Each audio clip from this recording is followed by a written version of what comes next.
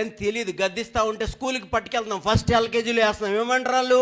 అరే వద్దు వద్దు, నేను వెళ్ళను అంటారు. అదే 10th క్లాస్ తర్వాత పిల్లోడిని తీసుకెళ్ళ చదివించాలి. ఏమంటాడు? నువ్వెందుకు అమ్మా నాన్న చదువులు చదివించలా, నాతో పాటు వాళ్ళు అందరూ చదువుకున్నారు, ప్రయోజకులు అయ్యారు, నేను ఎందుకు చదివించలా, మీరు మూర్ఖత్వ పని చేశారు అని అంటారు. అందుకనే ఈ స్టేజ్లో ఏంటంటే మీ యొక్క శరీరంలో, మీ యొక్క ఆత్మలో, మీ యొక్క ప్రాణంలో ఏ లోపం లేకుండా ఉండాలని ఇక్కడ గద్దించడం జరుగుతుంది. ఎవరైతే గద్దింపుని విని నా దేవుడు నాతో మాట్లాడాడు, నా సేవకుడు ద్వారా మాట్లాడాడు, నేను లొంగాలి, నేను వంగాలి, నేను ఏదోటి చెయ్యాలి, ప్రార్థన చెయ్యాలి, వాక్యం చదవాలి, నేను దేవుడి రీతిగా మారాలి, యేసు ప్రభు రూపంలోకి మారాలి, రోజు రోజుకి మారాలని చెప్పి గద్దిస్తూ ఉంటే ఆ గద్దింపుని మీరు ఎవరైతే ప్రేమగా స్వీకరిస్తారో మీ జీవితంలో కార్యం జరుగుతుంది. మీరు ఆ యొక్క కన్యకలుగా, పవిత్రమైన కన్యకలుగా తయారై మీరు ఏదైపోయినా సరే, ఆదివారం రోజు విశ్రాంతి దినం, ఆ దేవుడు 6 దినాలు శ్రమపడి ఒకరోజు విశ్రమించాడు. ఆయనకు విశ్రమించాలని అవసరం లేదు. కునుకడు నిద్రపోడు దేవుడు అలాంటి దేవుడికి విశ్రమించాలని అవసరం లేదు. నీ విశ్రమించాడు అని బైబిల్లో రాసిందంటే నువ్వు నేను విశ్రమించాలి. అంటే ఆ రోజు కేవలం దేవుడికి కేటాయించాలి, దేవుడిని పూజించాలి, దేవుడిని ఆరాధించాలి, దేవుడి వాక్యం వినాలి, దేవుడి వాక్యం చదవాలి, ఆ రోజంతా దేవుడికి కేటాయించాలని ఈ దేవుని బైబిల్లో రాసింది. హల్లెలూయా. అది చేయకుండా మనకి చాలా బిజీ సార్, నేను ప్రార్థనకి సమయం లేదు, నాకు ఆదివారం వస్తానికి సమయం లేదు, నాకు బైబిల్ చదవడానికి సమయం లేదు, నా జాబ్ బిజీ, నేను బిజీ, మా ఇంట్లో చాలా కష్టం ఉంది, నేను కష్టపడాలి, ఇంకా పగలు రాత్రి, ఏమీ సుఖం లేదు. హల్లెలూయా.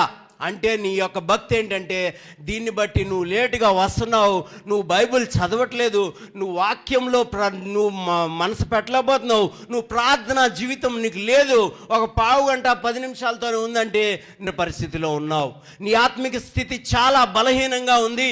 ఎందుకంటే ఆత్మిక పరిస్థితి ఎందుకు నువ్వు బైబిల్ చదవలేకపోతున్నావు అంటే, ఎవరైతే బలహీనంగా ఉన్నాడో ఆ వ్యక్తి, ఎవరైతే రోగంతో ఉన్నాడో ఆ వ్యక్తి తినలేని పరిస్థితిలో ఉన్నాడో వాడి దగ్గరికి వెళ్ళి బిర్యానీ వేడి తీసుకెళ్ళి పెట్టండి, అసహించుకుంటాడు. బిర్యానీ చూసి ఇలా ఉంటాడు. అదే హెల్దీగా ఉన్నోడికి మధ్యాహ్నం చర్చ అయిపోగానే బిర్యానీ పెట్టండి, అరే ఎప్పుడు తిందామా అని అసలు నోట్లో నీళ్లు వస్తూ ఉంటాయి. అవునా కాదా? అవునా కాదా? హల్లెలూయా. అందరికి మాట్లాడతాం వచ్చా?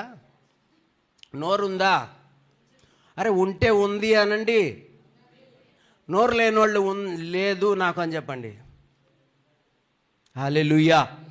అరే మనం దేవుళ్ళలోకి వచ్చామంటే శుద్ధ ముద్దులాగా వింటాం కాదయ్యా, ఇక్కడికి వచ్చి ఎగరాలి, దేవుడి గురించి గొంతు ఖర్చు పెట్టాలి, ఏదోటి చేయాలి, దేవుడికి ఆరాధించాలి.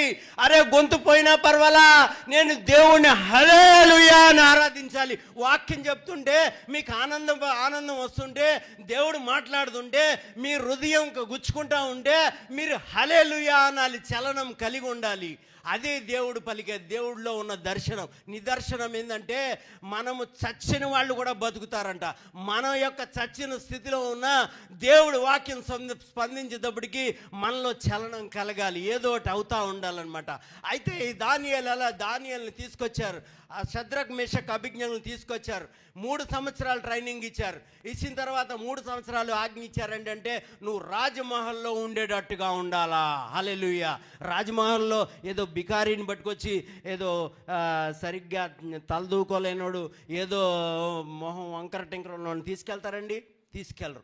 అంటే రాజమహల్లో ఉండే విధంగా కూడా ఉండాలా. ఒక చదువు సంజుల్లోనే PhD ఉంటే కుదరదు.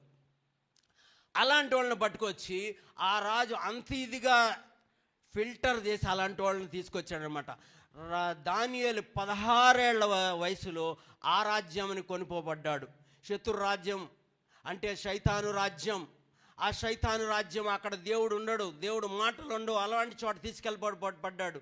పడినప్పుడు అక్కడ రాజు ఏమన్నాడంటే, నాతో పాటు తినే అన్నం, నాతో పాటు నేనేదైతే తింటానో దాక్కమధు అంటే ద్రాక్షారసం, నేనేదైతే మేంగా దారు పితా ఓయి దారు ఓయి ఖానా ఇన్ లోగోకు ఖిలావ్. హల్లెలూయా అన్నప్పుడు ఏమన్నాడంటే, 8వ వాక్యం చదువుదాం. 1వ అధ్యాయం 8వ వాక్యం తొందరగా.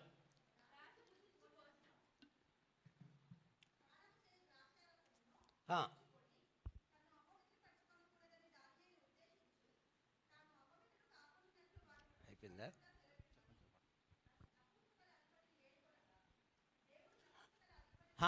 చాలమ్మా.